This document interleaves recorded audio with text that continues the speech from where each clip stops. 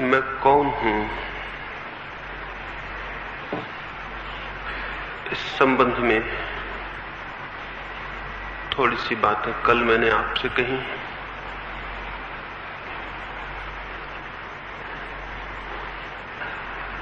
ज्ञान नहीं बल्कि अज्ञान, जानकारी नहीं बल्कि न जानने की स्थिति, स्टेट ऑफ नॉट नोइंग के संबंध में थोड़ी सी बातें कही। यदि हम उस ज्ञान से मुक्त हो सकें जो बाहर से उपलब्ध होता है, तो संभावना है उस ज्ञान के जन्म की जो उपलब्ध नहीं होता बल्कि आविष्कृत होता है, उघड़ता है, भीतर छिपा है और उसके पर्दे टूट जाते हैं और द्वार खुल जाते हैं। इसलिए मैंने कहा ज्ञान से नहीं बल्कि इस सत्य को जानने से कि मैं नहीं जानता हूं। मैं नहीं जानता हूं, इस भाव दशा में ही कुछ जाना जा सकता है। मैं नहीं जानता हूं, ये स्मरण, ये स्मृति जैसे जैसे घनीभूत और तीव्र होगी वैसे वैसे मन मौन होता चला जाता है, निस्तब्ध और निशब्द हो जाता है। क्योंकि सारे शब्द और सारे विचार हमारे जानने के भ्रम से पैदा होते हैं। मैं कौन हूं, ये प्रश्न तो हो, लेकिन कोई भी उत्तर स्वीकार न किया जाए। उस निषेध में, उस नेगेटिव माइंड में, उस मनस्थिति में जो भीतर सोया है वो जागृत होता है। खटखटाएं द्वार को, पूछें कौन हूं, लेकिन किसी उत्तर को स्वीकार न करें। न वे उत्तर जो संसार सिखा देता है और न वे उत्तर जो कि धर्म और अध्यात्म के नाम पर सीख लिए जाते हैं। अगर सीखा हुआ सब भूला जा सके और हम प्राणों के द्वारों को खटखटा सकें, तो जैसा क्राइस्ट का वचन है, knock and the doors shall be opened, खटखटाओ और द्वार खुल जाएंगे। तो मैं आपसे निवेदन करूं, जो खटखटाता है वो पाता है द्वार बंद ही नहीं थे, द्वार खुले ही हैं। लेकिन वे लोग जो जानने के भ्रम में है, खटखटाने से वंचित रह जाते हैं। वे लोग जो इस भ्रम में है कि हम जानते हैं, वो सारी संवेदनशीलता खो देते हैं जो जानने के लिए अनिवार्य है। ये कल मैंने आपसे कहा। आज की सुबह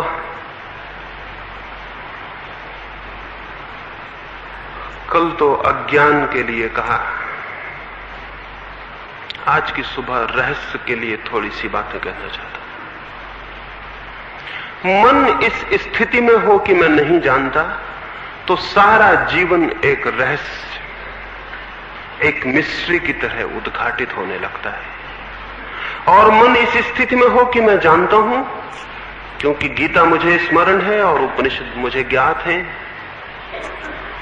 और शंकर और रामानुज और वो सब मुझे मालूम है, इसलिए मैं जानता हूं। शब्द मुझे ज्ञात हैं, श्रुतियां मुझे ज्ञात हैं, इसलिए मैं जानता हूं। ऐसा जो मन है वो जीवन के प्रति रहस्य के बोध को खो देता है।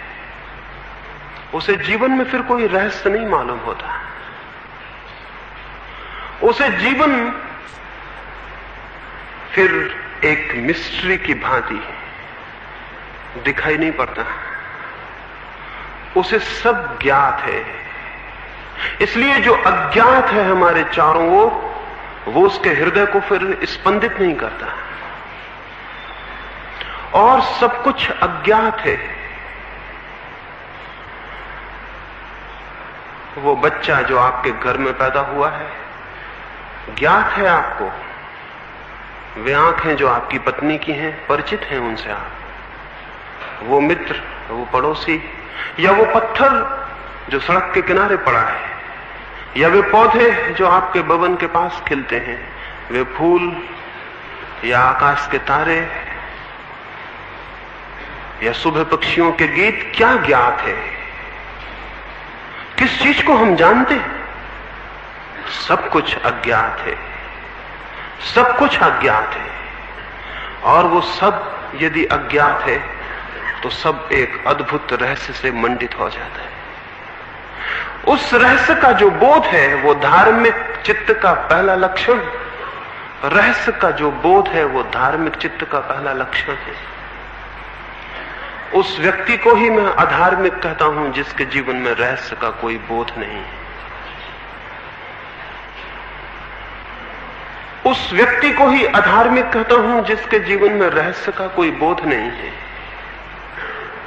जिसके जीवन को अज्ञात मंडित नहीं किए हुए है, जिसे चारों तरफ से अज्ञात स्पर्श नहीं करता है, जिसे चारों तरफ रहस्य के अनंत अनंत द्वार दिखाई नहीं पड़ते हैं। वो व्यक्ति अधार्मिक है। और हमारे सारे सिद्धांतों ने हमारे मन को इस भांति कस लिया है कि हर चीज की व्याख्या उपलब्ध हो गई है, इसलिए कुछ भी अज्ञात नहीं रहा है। हम सब कुछ जानते हैं। उस शेख चिल्ली का मुझे स्मरण आता है जो किसी गांव में था। वो सब कुछ जानता था। बड़े अच्छे लोग होंगे जिन्होंने कहा कि वो शेख चिल्ली था, क्योंकि जो सब कुछ जानता है वो शेख चिल्ली होगा ही, वो पागल होगा ही। वो सब कुछ जानता था। ऐसी कोई बात न थी जो उसे ज्ञात न हो। फिर उस गांव के राजा के भवन में चोरी हो गई। सारी राज्य की शक्ति लग गई चोरी की खोज में, लेकिन चोर का कोई पता नहीं चल सका। कोई सूत्र हाथ में नहीं आते थे कि चोर का पता चल जाए। सारे जासूस थक गए और परेशान हो गए। और तब गांव के लोगों ने कहा कि अब और कोई रास्ता नहीं है, हमारे गांव में एक ज्ञानी है, उससे पूछ लिया जाए। ऐसी तो कोई बात ही नहीं है जो उसे ज्ञात न हो। उस शेख चिल्ली को राजदूत भेजा गया। वो जैसे विचारक बैठते हैं वैसी मुद्रा में बैठा हुआ था। रोडिन का चित्र देखा होगा आपने, मूर्ति देखी होगी, द थिंकर। या तो शेख चिल्ली को देख के बनाई होगी रोडिन ने, या रोडिन ने वो मूर्ति देख ली होगी, इसलिए वो वैसा हाथ लगाया बैठा हो। कुछ न कुछ दो में से एक हुआ होगा। वो वहां सोच विचार की मुद्रा में बैठा हुआ था। सोच विचार की मुद्रा से ज्यादा बचकानी और चाइल्डिश कोई बात नहीं है। वो राजा का राजदूत गया, उसने कहा कि चोरी हो गई, भवन में पता है। उसने कहा ऐसा क्या है जो मुझे पता ना हो। राजदूत उसे सम्मान से राजमहल ले गए। राजा ने पूछा पता है भवन में चोरी हो गई है, बहुत बहुमूल्य सामान चोरी चले गए हैं, और राज्य के सारे जासूस और खोजबीन करने वाले कोई पता नहीं पा सके हैं। उसने कहा क्या है जो मुझे ज्ञात न हो। राजा प्रसन्न हुआ। उसने कहा फिर बताओ किसने चोरी की है। उस शेख चिल्ली ने कहा एकांत में बताऊंगा, अकेले में। द्वार बंद कर लें, क्योंकि खतरा है मैं नाम लूं किसी का और बताऊं फिर कल मैं मुसीबत में पड़ जाऊं। तो द्वार बंद कर लें। द्वार बंद कर लिए गए। राजा अकेला रह गया। फिर भी दीवारें सुन सकती हैं, इस डर से उसने राजा के कान के पास मुंह रखा, जैसे गुरु कान में मंत्र देते हैं ना, चुपचाप कि कोई सुन ना ले, कोई देख ना ले, किसी को पता ना चल जाए। वैसे उस शेख चिल्ली ने कान के पास मुंह रखा और कहा बता दूं, देखिए किसी को बताइएगा तो नहीं, मुझे झंझट में तो नहीं डालिएगा, बता दूं। राजा ने कहा बताओ भी। उसने बहुत धीरे से कान में कहा मालूम होता है किसी चोर ने चोरी की है।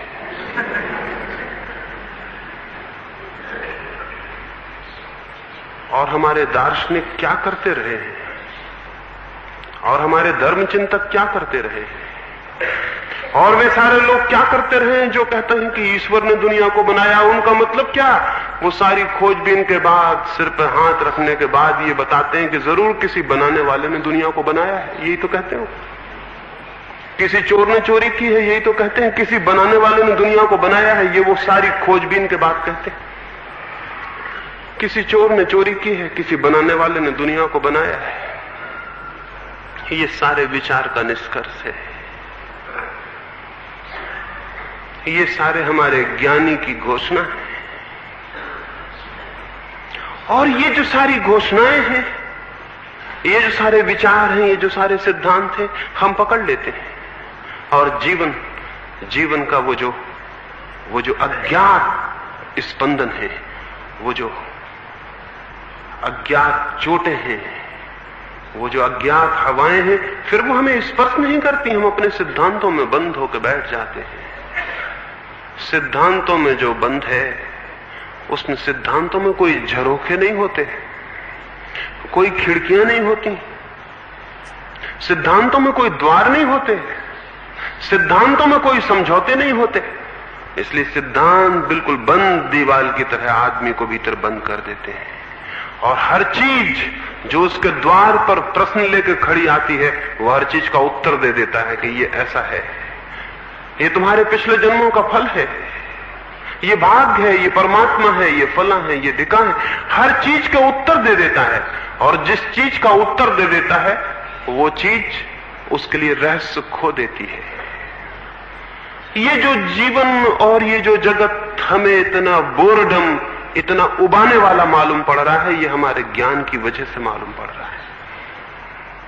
इस जीवन में अगर हम सिद्धांतों की दीवार छोड़ के देखना शुरू करें, अगर ज्ञान को हटा के देखना शुरू करें, तो एक एक चीज कितनी अद्भुत है, कितनी नई। कुछ भी तो पुराना नहीं है, कुछ भी तो वैसा नहीं है जैसा कल था। आज सुबह जो सूरज उगा है, वो कभी भी नहीं उगा था और फिर कभी नहीं उगेगा। और आज सुबह जो हवा चली थी, वो कभी नहीं चली है और कभी नहीं चलेगी। और आज सुबह जो फूल खिले हैं, वे पहली बार ही खिले हैं। और सब कुछ नया है, और सब कुछ बहुत रहस्य से मंडित है। हम क्या जान पाए हैं अभी? एक बहुत बड़ा वैज्ञानिक, जिसने विद्युत पर सारे जीवन काम किया, बिजली के अध्ययन में, एक छोटे से गांव में विश्राम करने के लिए ठहरा हुआ था। उस गांव का स्कूल था छोटा। उस स्कूल के बच्चों ने, कुछ विज्ञान के बच्चों ने कुछ चीजें बनाई थी, कुछ छोटे छोटे उपकरण बनाए थे। स्कूल का जलसा था और स्कूल में प्रदर्शनी थी। वो वैज्ञानिक भी देखने चला गया।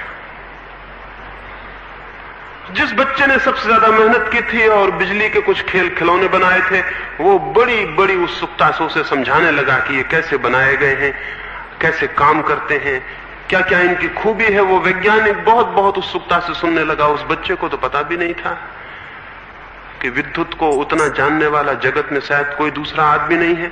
तो वो बच्चा और प्रसन्नता से सारी बातें बताने लगा। सारी बात हो जाने के बाद उस वैज्ञानिक ने पूछा, बेटे एक बात पूछूं, ये बिजली क्या है, ये विद्युत क्या है, ये इलेक्ट्रिसिटी है क्या आखिर? वो लड़का बोला, ये तो हमें ज्ञात नहीं।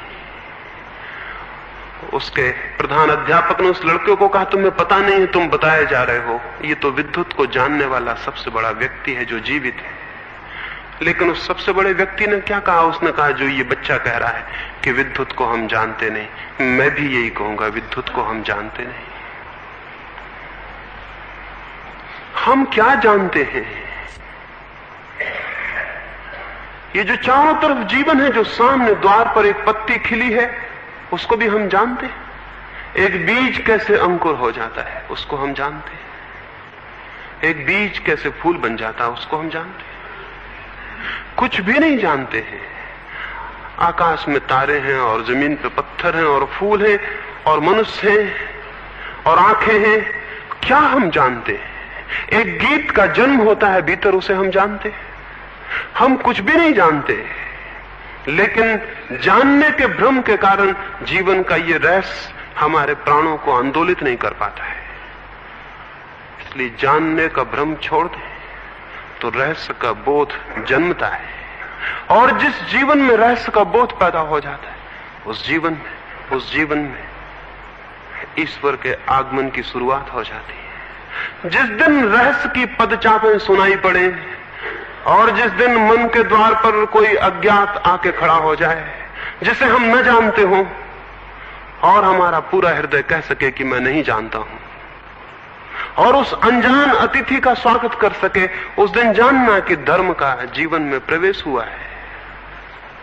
लेकिन हम तो ज्ञान के द्वार बंद किए बैठे हैं, और जो जितना ज्यादा ज्ञान के द्वार बंद किए बैठा है उतना ही बड़ा पंडित है, उतना ही बड़ा ज्ञानी है। तो कल मैंने पहली सीढ़ी की बात कही, अज्ञान का बोध। आज दूसरी बात कहता हूं, रहस्य का जन्म। लेकिन चाहे धर्मशास्त्री हो, थियोलॉजिशियंस हो, चाहे गणितज्ञ हो, चाहे और तरह के शास्त्री हो, चाहे वैज्ञानिक हो, जिनने भी जीवन के रहस्य को नष्ट किया है या ऐसी बातें फैलाई हैं कि उनके जाल में हमें जीवन का बोध, जीवन का अज्ञात नहीं स्पर्श करता है, उन सब ने मनुष्य के जीवन में दुख को गहन किया है, आनंद को छीन किया है, काव्य की संभावनाएं बंद कर दी हैं।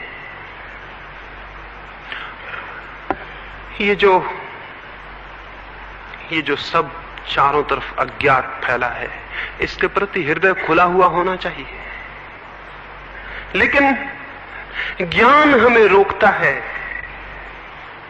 और न केवल ज्ञान बल्कि ज्ञान के आधार पर खड़ी की गई शिक्षाएं हमें कठोर करती हैं, पाषाण बनाती हैं, संवेदनशील नहीं। और जो हृदय जितना कठोर और पाषाण हो जाएगा, जितनी कम संवेदनशीलता हो जाएगी, उतना ही रहस्य उसके भीतर प्रवेश नहीं कर सकेगा।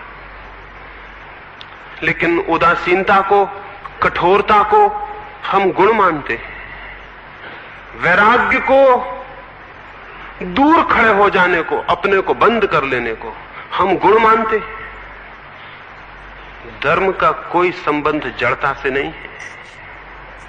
लेकिन एक आदमी जितना जड़ होता जाता है, जितना रस शून्य, संवेदन से हीन, इनसेंसिटिव, जितना ज्यादा जड़ कि उस पर किसी चीज का कोई संवेदना उसके भीतर नहीं होती, उतना ही हम मानते हैं कि ये गुण है। हम जीवन को गुण नहीं मानते, हम तो मरने को गुण मानते हैं। एक आदमी जितना मुर्दा जैसा होने लगता है उसको हम गुण मानते हैं। हमने इसकी बहुत पूजा की है, और हमने धीरे धीरे आदमी को पत्थर होने की शिक्षा दी है।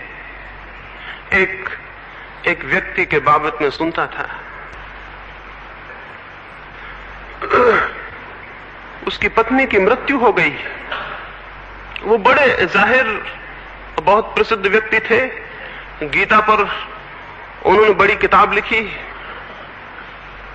उनकी पत्नी की मृत्यु हुई। वो शायद गीता पर अपना भाष्य लिखते होंगे या किसी और ग्रंथ पर कोई काम करते होंगे। खबर दी गई, उन्हें जाके कहा गया कि तुम्हारी पत्नी ने श्वास छोड़ दी।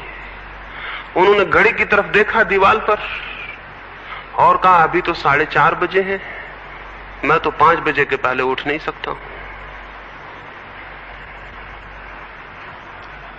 4:30 बजे थे, 5 बजे के उठने का उनका नियम था रोज। तो पत्नी की मृत्यु भी उन्हें 4:30 बजे नहीं उठा सकी। फिर इसकी खूब प्रशंसा मैंने सुनी कि कैसे अद्भुत व्यक्ति हैं, कैसे संयमी, कैसे विरागी, कैसे अनासक्त। और मैं हैरान हुआ।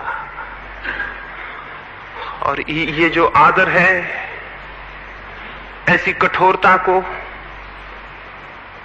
ऐसी हिंसा को, ये जो सम्मान है, और ऐसी बातों को जो महात्मा होना और सिद्ध होना और अनासक्त होना समझा जाता है, इन्होंने जीवन को सारे रस, जीवन के सारे आनंद से छीन कर दिया। जीवन को बहुत आघात पहुंचाए हैं ऐसे विचारों ने। किताब ज्यादा मूल्यवान है जिसको वो लिख रहे हैं, और एक जीवित व्यक्ति विलीन हो रहा है, वो मूल्यवान नहीं है। नियम ज्यादा मूल्यवान है। 5 बजे उठने का, तो मौत को भी आना है तो 5 बजे आना चाहिए, उसके पहले नहीं। उनके नियम से आना चाहिए।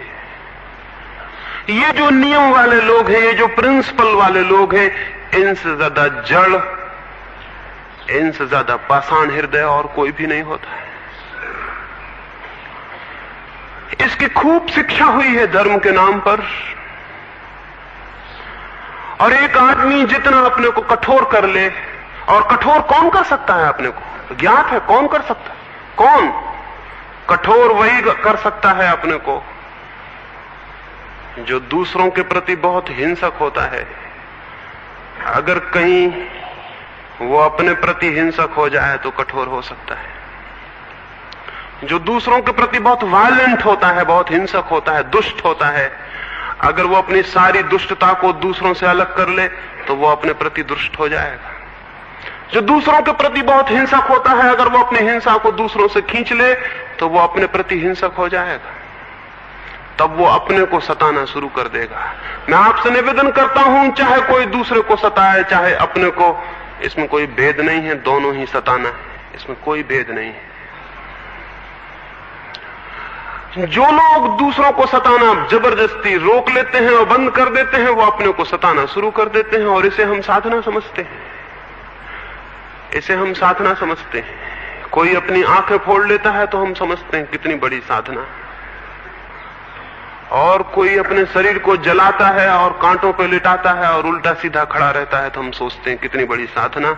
और इस सब भांति वो कठोर होता चला जाता है, और उसके सारे संवेदना के तंतु जड़ होते चले जाते हैं। न उसे फिर सौंदर्य का बोध होता है, न उसे फिर जीवन के रहस्य का अनुभव होता है, और उसकी सब सारी खिड़कियां, सारे झरोखे सब बंद हो जाते हैं।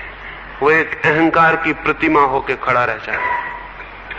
ये जो सारी संवेदनहीनता को प्रशिक्षित करने की सारी शिक्षाएं हैं, ये इन्होंने मनुष्य को धार्मिक नहीं होने दिया है। एक साधु के बाबत मैंने सुना, वे कोई 15 वर्ष पहले अपने घर द्वार को छोड़कर, अपनी पत्नी और बच्चों को छोड़ के साधु हो गए थे। 15 वर्ष बाद काशी में थे और खबर आई कि उनकी पत्नी मर गई। तो वे हंसे और बोले, चलो झंझट मिटी। मैं बहुत हैरान हुआ। जिनने मुझे खबर दी उन्होंने कहा कि कैसे परम त्यागी हैं, कि उन्होंने कहा पत्नी के मरने पर कि चलो झंझट मिटी। मैंने कहा मैं बहुत हैरान हूं, 15 वर्ष पहले जिसे छोड़ के चले आए थे वो अब भी झंझट थी? क्या अर्थ है इस बात का? वो पत्नी अब भी झंझट थी जो उसके मरने से मिटी, और जो 15 वर्ष छोड़ने से जिसकी झंझट नहीं मिटी थी उसके मरने से क्या मिट जाएगी? 15 वर्ष दूर रहने से जो नहीं मिटी थी अब और क्या फर्क पड़ जाएगा? मैंने कहा, और ये भी स्मरण रखें कि जिस आदमी ने ये कहा हो पत्नी के मरने पर कि मेरी झंझट मिटी, वो आदमी मन ही मन में कई दफे सोचा होगा कि ये मर जाए। निश्चित, इसमें कोई शक नहीं हो सकता, उसने कई बार सोचा होगा कि ये मर जाए। तभी तो मरने से लगा कि झंझट मिटी। ये कठोर, क्रूर और हिंसक हृदय हैं। ये बहुत गहरी हिंसा से भरे हुए हृदय हैं, और ये जीवन के समस्त रहस्य के प्रति जड़ हो जाते हैं। और फिर इनकी परमात्मा की और ब्रह्म की और आत्मा की सारी बातें झूठी और थोथी होती हैं, क्योंकि जहां जीवन में रहस्य नहीं, संवेदना नहीं, जहां जीवन के प्रति सब खुला हुआ हृदय नहीं, वहां कहां परमात्मा प्रवेश करेगा? वहां कहां? वहां कहां वे पैर, वे पदचापें सुनाई पड़ेंगी, कहां वो संगीत पैदा होगा। इसलिए मैं निवेदन करता हूं, धर्म को, धार्मिक जीवन को कठोर हृदय लोगों ने, जिन्होंने अपनी सारी कठोरता को अपने ऊपर लौटा लिया है, उन सारे लोगों ने धर्म को नुकसान पहुंचाया है। उन्होंने धर्म के जन्म को ही रोक दिया है, अवरुद्ध कर दिया, कुंठित कर दिया है। इसलिए मैं कहता हूं, वे लोग नहीं जो कांटों पर लेटे हैं, वे लोग नहीं जो लंबे उपवास करके मरने के आयोजन कर रहे हैं, वे लोग नहीं जो धूप शीत जबरदस्ती सह के शरीर को कष्ट दे रहे हों, वे लोग नहीं जो अपने ही शत्रु होकर खड़े हो गए हैं। उन लोगों ने नहीं जाना है, नहीं जान सकते हैं, नहीं जान सकते हैं उसको जो परमात्मा है। वरन वे लोग जिन्होंने अपने हृदय को सरल किया है, प्रेम से भरा है, जिन्होंने सौंदर्य को पहचाना है और अनुभव किया है, और जिन्होंने जीवन के रहस्य को द्वार दिया है अपने भीतर, उन लोगों ने कहीं जाना है, कहीं ज्यादा जाना है, उन्होंने कहीं ज्यादा जिया है। जैसा मैंने कल संध्या कहा, शायद महात्माओं ने उतना नहीं, साधुओं ने उतना नहीं, वरन उन लोगों ने जिनके जीवन में काव्य है, प्रेम है, सौंदर्य है, संगीत है, उनने कहीं ज्यादा जाना है और जिया है।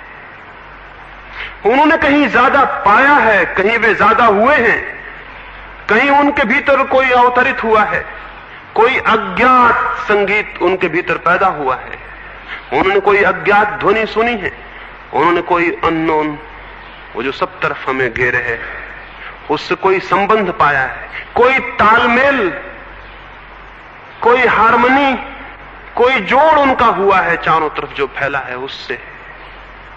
उनका नहीं जिन्होंने अपनी अस्मिता को साधा हो और जो कठोर होते गए हों और धीरे धीरे अहंकार की प्रतिमाएं होकर रह गए हों। उनने नहीं, बल्कि उनने जो विरल हो गए हों, तरल हो गए हों, जो पिघलते गए हों और जिन्हें खोजना मुश्किल हो गया हो बाद में कि वो कहां है, उनने शायद जाना है। वे ही जान सकते हैं, कोई और जान नहीं सकता। संवेदनशील हृदय ही ज्ञान को उपलब्ध होता है, कोई और नहीं। तो मन तो न जानने की स्थिति में हो और हृदय संवेदना का स्पंदन से भरा हो। मन तो न जानने की स्थिति में हो, स्टेट ऑफ नॉट नोइंग में हो, और हृदय के सारे द्वार खुले हों रहस्य के लिए। हृदय रहस्य से पूर्ण होता चला जाए और मन और बुद्धि ज्ञान से शून्य होती चली जाए, तो वो घटना घटती है जहां जाना जाता है कि मैं कौन, और जहां जाना जाता है कि सब क्या है। ये जो हृदय का स्पंदन है, इस पर थोड़ी सी बात विचार कर लेनी जरूरी है। और ये जो मैं कह रहा हूं कि काव्यशील हृदय जान पाते हैं, तो इससे ये मतलब मत समझ लेना कि जो कविताएं लिखते हैं वो जान पाते हैं, क्योंकि कविताएं लिखना बहुत आसान है और काव्यपूर्ण होना बहुत कठिन। सभी कविताओं में काव्य नहीं होता है, और सभी कवि काव्य हृदय से पूर्ण नहीं होते हैं। शब्दों के तर्क से फिलोसफी पैदा हो जाती है, शब्दों की तुक से कविता पैदा हो जाती है, और तुकबंदी में कुशल भी कवि हो सकते हैं।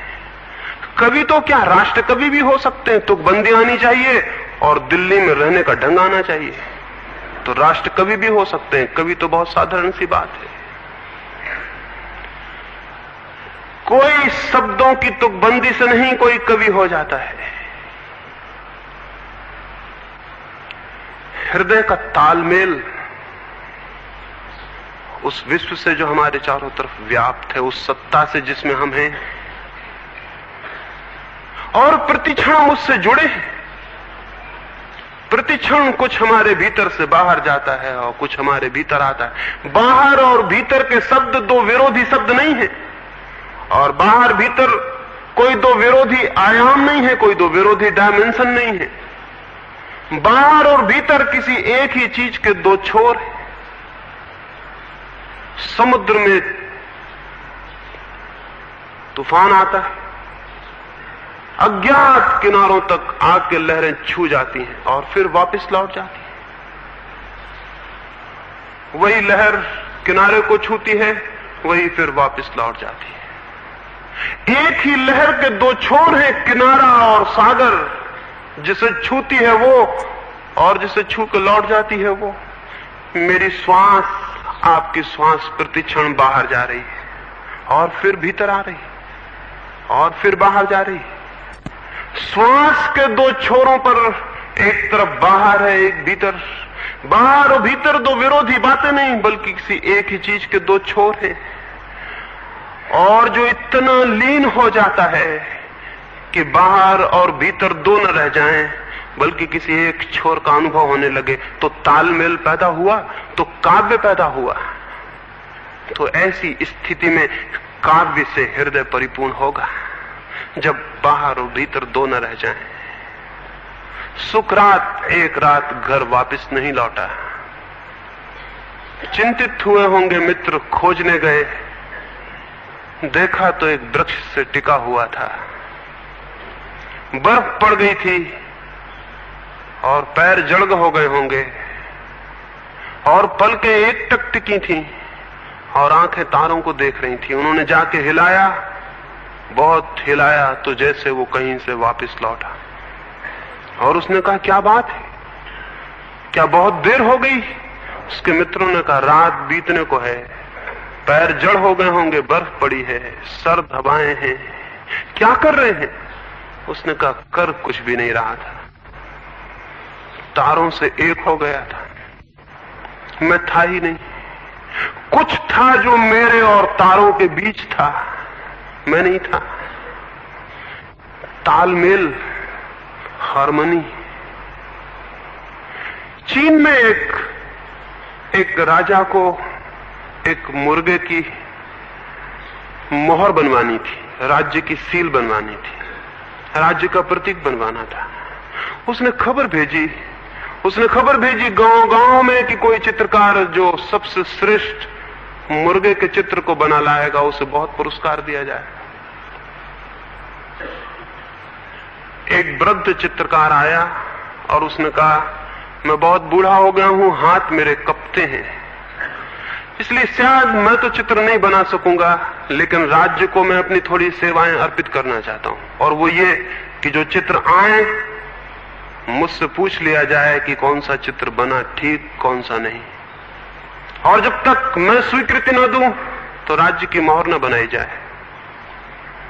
राजा खुद भी इस ख्याल में था कि कोई वृद्ध कला गुरु मिल जाए जो जांच सके, लेकिन बूढ़ा बहुत अजीब रहा होगा। जो भी चित्र आए सुंदर से सुंदर, वो एक बंद कमरे में जाता और लौटता और कहता कि नहीं, अभी चित्र बना नहीं, वापस भिजवा देता। वर्ष बीता, 2 वर्ष बीता, राजा घबराया। उसने कहा, कोई चित्र कभी स्वीकार करोगे या नहीं? श्रेष्ठ और सुंदर चित्र आए हैं, आखिर अस्वीकार करने का मापदंड क्या है? कैसे जानते हो कि ये ठीक नहीं है? उसने कहा कि आओ। वो अपने कमरे में ले गया और उसने राजा से कहा कि चित्रों को मैं यहां रखता हूं और एक मुर्गे को कमरे के भीतर लाता हूं। अगर वो मुर्गा उस चित्र को पहचान लेता है, उस चित्र में बने मुर्गे को, तो मैं समझूंगा कि हाँ चित्र बना। और अगर मुर्गा बिना उसे देखे कमरे में घूमता रहता है और निकल जाता है, तो मैं समझता हूं कि नहीं बना। जिसने बनाया है उसने दूर से बनाया, उससे मुर्गे का कोई तालमेल नहीं है।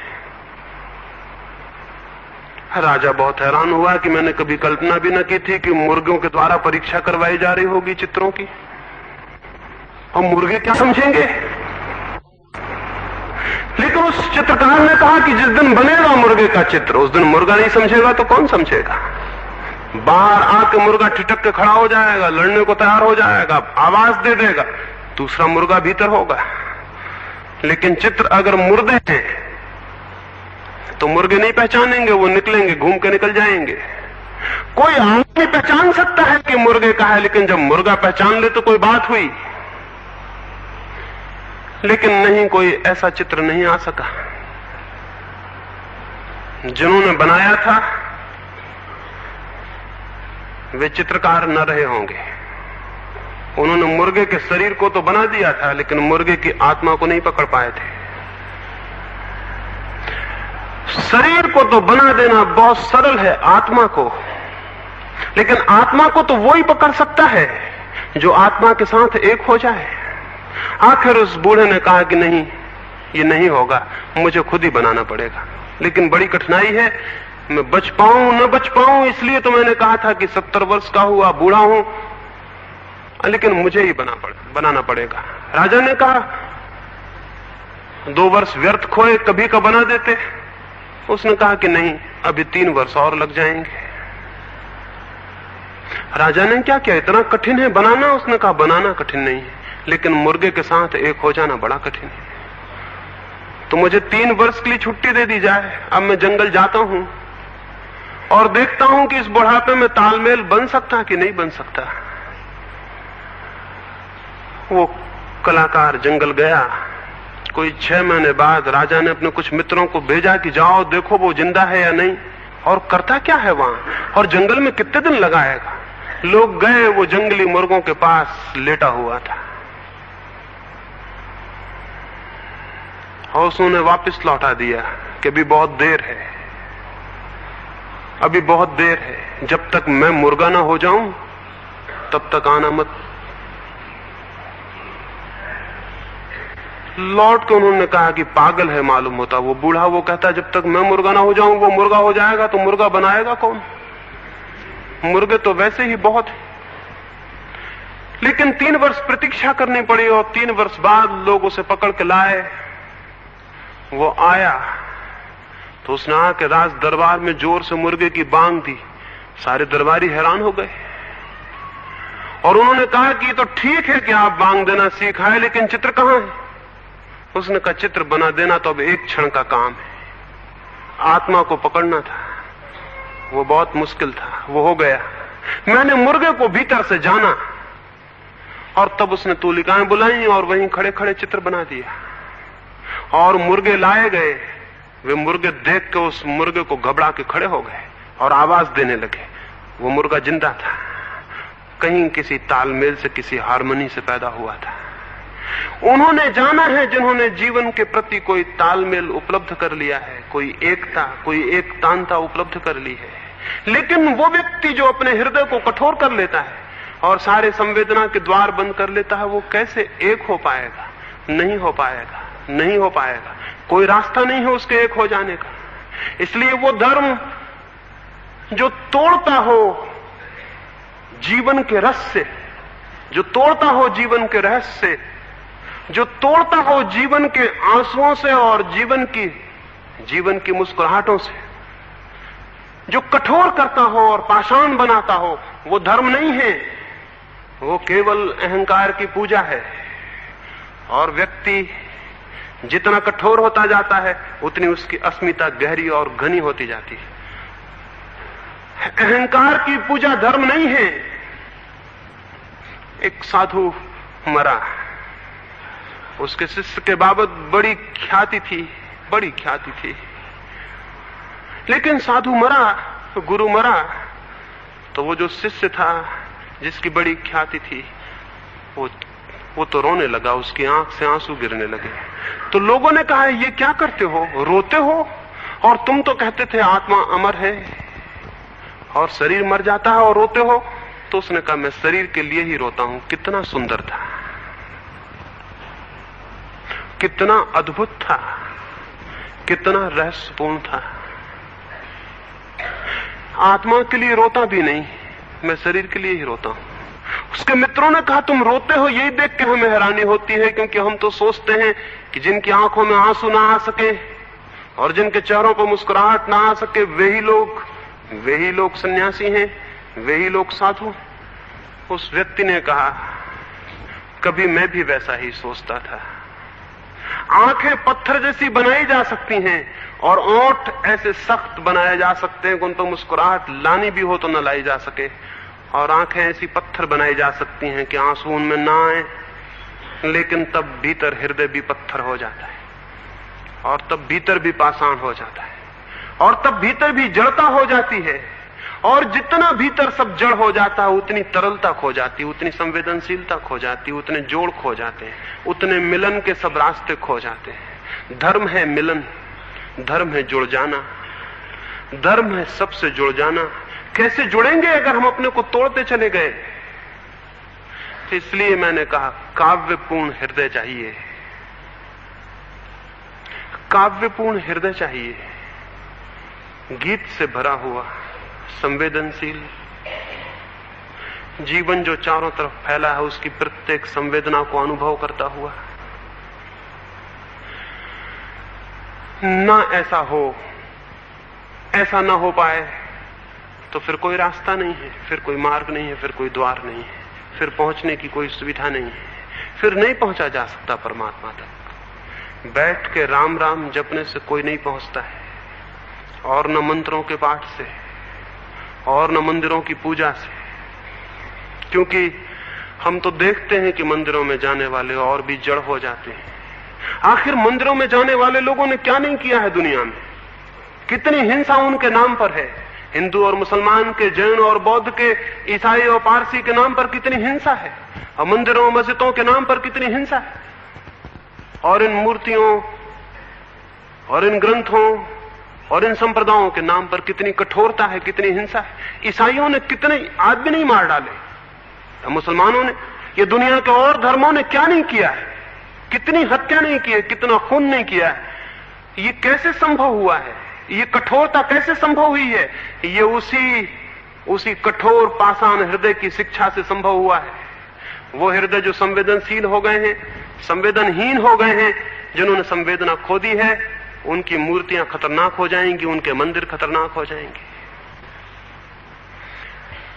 एक रात जापान के किसी मंदिर में एक युवक साधु आके ठहरा। रात थी बहुत सर्द, बहुत ठंडी।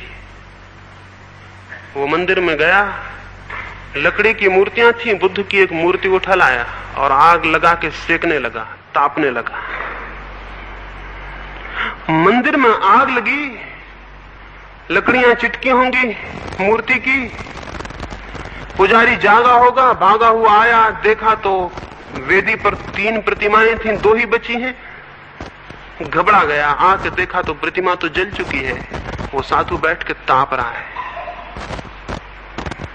पुजारी सोच सकते हैं किस हालत में नहीं आ गया होगा। उसने उस साधु की गर्दन पकड़ ली और कहा, पागल ये क्या किया, भगवान को जला डाला? वो साधु बोला, भगवान? एक छोटी सी लकड़ी उठा के वो राख को कुरेदने लगा। उस पुजारी ने पूछा, क्या करते हो? उसने कहा, भगवान की अस्थियां खोजता हूं। वो पुजारी ने गर्दन छोड़ दी और कहा, मैं तो समझ ही गया कि तुम पागल हो। एक तो मूर्ति जला डाली और अब दूसरा पागलपन ये करते हो कि अस्थियां खोजते हो। लकड़ी की मूर्ति में अस्थियां कहां? तो साधु ने कहा, मित्र, रात अभी बहुत बाकी है और सर्दी भी बहुत है, मूर्तियां 2 और रखी हैं, एक और उठा लाओ। लेकिन पुजारी ने तो धक्के देके उस आदमी को बाहर निकाल दिया। और सुबह गांव के लोगों ने क्या देखा? वो आदमी सड़क के किनारे पत्थर को रख के उसकी पूजा कर रहा था। तो लोगों ने कहा, बड़े पागल मालूम होते हो, भगवान की मूर्ति जला दी और पत्थर की पूजा करते हो। उस आदमी ने कहा, जहां भी देखता हूं भगवान को ही देखता हूं, और जो आंखें मंदिर की मूर्ति में ही भगवान को देखती हैं, वे आंखें सारे संसार में कैसे भगवान को देख सकेंगी? और जो लकड़ी की मूर्ति थी उसमें भी भगवान था, तो जो आंख की लपटें थी उनमें भी भगवान था, और ये जो गरीब साधु आंख ताप रहा था इसमें भी भगवान ही था। इस पत्थर में भी भगवान है। ऐसे पूजा 24 घंटे चल रही है।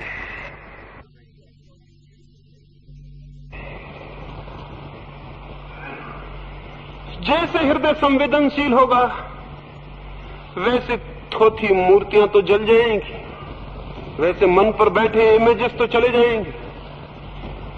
क्योंकि सभी मूर्तियां संकुचित करती हैं और संकीर्ण करती हैं और रोकती हैं, आबद्ध करती हैं, लेकिन किसी विराट अमूर्त भगवान का धीरे धीरे स्मरण और बोध शुरू होगा और उसकी पूजा श्वास श्वास से चलनी शुरू हो जाएगी और रास्ते पर भौंकते कुत्ते में भी वो दिखाई पड़ेगा, आकाश के तारों में भी।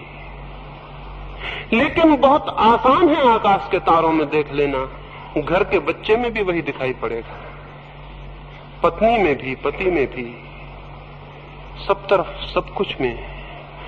उसे देखने के लिए, उसे जानने के लिए और उसे बाहर सब तरफ जो अनुभव न कर पाए उस रहस्य को, तो उसकी लौटती धारा भीतर भी अनुभव न कर पाएगी। जब बाहर सब तरफ रहस्य से भर जाता है हृदय, तो श्वासें जब भीतर की तरफ लौटती हैं तो भीतर भी रहस्य का अनुभव होता है।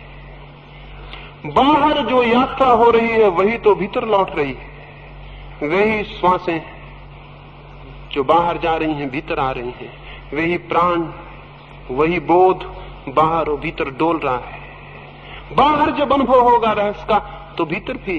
राबिया एक दिन अपने झोपड़े में बैठी थी, बाहर उसका एक मित्र आया हुआ था। सुबह सूरज उगने लगा, बड़ी सुंदर सुबह थी, सभी सुबह सुंदर होती। बाहर उसके मित्र ने चिल्ला के कहा, राबिया क्या करती हो भीतर, बाहर आ जाओ, कितना सुंदर सूरज उगा है, भगवान ने कैसी नई सुबह दी है, पक्षी कैसे गीत गाते हैं, आकाश कैसे रंग बिरंगे बदलियों से भरा है, आओ बाहर। राबिया ने कहा, हसन मैं तो बाहर भी रही हूं, मैंने भी सूरज उगते देखा, मैंने भी बादल चलते देखे, लेकिन क्या तुम भीतर आओगे? क्योंकि तुम जिसे बाहर देख रहे हो, जिसने उसे बनाया उसे मैं भीतर देख रही हूं। उसने कहा, हसन कृपा करो तुम ही भीतर आ जाओ। ये जो बाहर है इससे भी विराटतर, इससे भी सुंदर, इससे भी गहरा, इससे भी प्राणवान भीतर है। क्योंकि जितने भीतर घुसेंगे, क्योंकि वो भीतर मेरा नहीं है, वो सबका ही भीतर है। जितने भीतर घुसेंगे और जितने गहरे, क्योंकि वो मेरा भीतर नहीं है, सबका ही भीतर है। जैसे जैसे हम केंद्र की तरफ और गहरे जाएंगे, वैसे वैसे और विराट और रहस्य और सूक्ष्म के दर्शन होने शुरू हो जाएंगे। वैसे वैसे और अज्ञात और अज्ञात हमें छूने और स्पर्श करने लगेगा।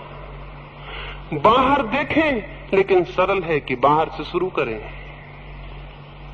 सरल है कि बाहर से शुरू करें, सहज है कि बाहर से शुरू होने दें। कभी कोई सुंदर चेहरा देखा है? कहेंगे कि जरूर देखा है, और मैं निवेदन करूंगा कि नहीं देखा होगा। सुंदर चेहरे को देखने के लिए जैसे रहस्यपूर्ण हृदय चाहिए वो है। सुंदर आंखें देखी हैं? कभी कोई मौन आंखें देखी हैं? कभी कुछ सुंदर देखा है? अगर देखा होता तो यहां कैसे आते? यहां आने की क्या जरूरत थी?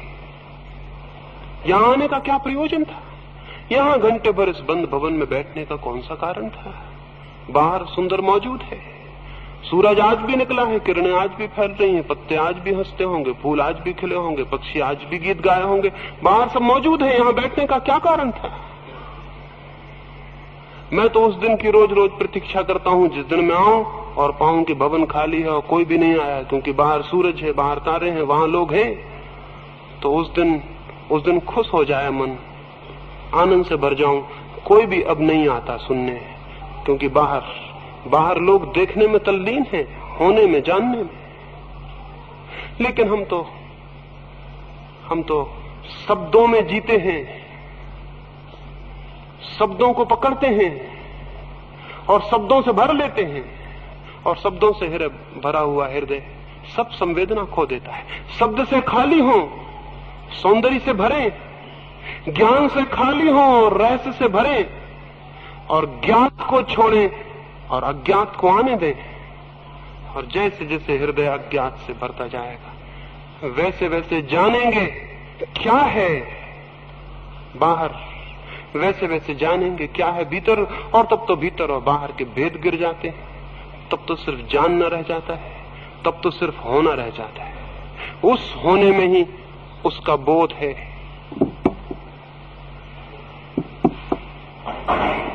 नहीं, उस बस हो जाने में ही उसका अनुभव है। मैं कौन हूं उसका वहां उत्तर है, लेकिन वो इसका उत्तर नहीं होगा कि मैं कौन हूं, वो इसका भी उत्तर होगा कि सब क्या है। जिस दिन मैं अपने इस भीतर छुपे हुए रहस्य को जानने में समर्थ हो जाऊं, मैं सबके भीतर उस रहस्य को जानने में समर्थ हो जाता हूं। तो खटखटाएं, पूछें, भीतर से भीतर उठने दें इस प्रश्न को, और किसी उत्तर को न पकड़ें, और देखें बाहर, आंखें खोलें और पहचानें बाहर अज्ञात को, और किसी उत्तर को बीच में न आने दें, किसी व्याख्या को बीच में न आने दें। तो मैंने कल और आज 2 बातें कही हैं। पूछें मैं कौन हूं, और किसी सीखे हुए उत्तर को बीच में न आने दें, और देखें बाहर की क्या है, और किसी व्याख्या को, किसी सिद्धांत को बीच में न आने दें। तो बाहर रहस्य का बोध होगा और भीतर भी, और जब दोनों के बीच तालमेल होगा, दोनों के बीच हार्मनी होगी, संगीत होगा, संवाद होगा, तो उसका जन्म होता है जिसे मैं ज्ञान कहूं। तो उसके द्वार खुलते हैं जो ज्ञान है, और साथ ही उसके भी द्वार खुल जाते हैं जो प्रेम है, क्योंकि रहस्य प्रेम को जन्म दे देता है। और उसके भी द्वार खुल जाते हैं जो आनंद है, क्योंकि आनंद प्रेम की सुगंध के अतिरिक्त और कुछ भी नहीं। लेकिन जो कठोर हैं वे अभागे हैं, और जो सब भांति कठोर होते चले जाते हैं, तथाकथित साधक जो सब भांति कठोर होते चले जाते हैं और अपने को रोकते चले जाते हैं, वे जड़ हो जाते हैं और पत्थर हो जाते हैं। जरूर वे ये घोषणाएं कर सकते हैं, अहम ब्रह्मास्मि, मैं ब्रह्म हूं और फलां और ढिकां, लेकिन वे जान नहीं सकते। वे जान नहीं सकते, क्योंकि वे जानते तो ब्रह्म बच रहता और मैं खो जाता।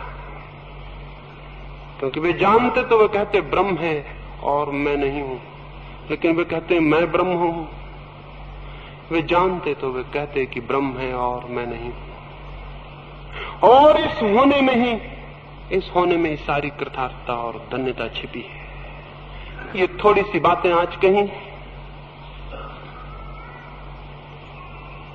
कुछ ख्याल में आएगा तो कल कुछ और इस संबंध में कहूंगा।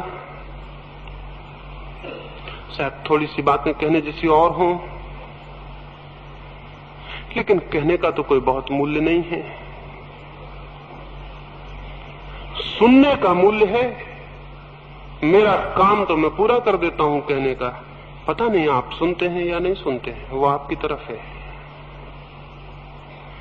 थोड़ी सी बातें कल और कहूंगा। प्रेम से मेरी बातों को सुना है। परमात्मा करे इतने ही प्रेम से परमात्मा को सुन सकें। प्रेम से इतनी देर, इतने क्षण यहां बैठे हैं, परमात्मा करे इतनी ही देर कभी चांद के नीचे, तारों के नीचे बैठ सके। वहां कुछ है, निश्चित ही वहां कुछ है। और अगर भीतर थोड़ी भी स्फुरना होगी तो वहां कुछ मिलेगा, वहां कुछ उपलब्ध होगा। और जब वहां कुछ दिखेगा और मिलेगा तो लौटती धारा में भीतर भी कुछ पाया जाएगा, भीतर भी कुछ उपलब्ध होगा। सबके भीतर बैठे परमात्मा को प्रणाम करता हूं। मेरे प्रणाम स्वीकार करें।